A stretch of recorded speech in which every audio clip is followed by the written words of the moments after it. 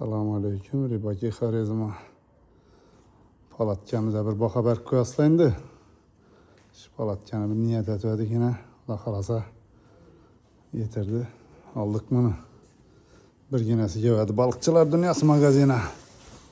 Bir xabar ketasizlar. Kommentariyada yaqqan bo'lsa Piluz yazıp ketaveringlar. Yani ikiye bölünüp turadi.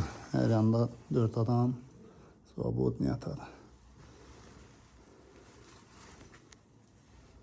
Tamam, ketaveradi bu avtonomga ishlatib qo'ysa.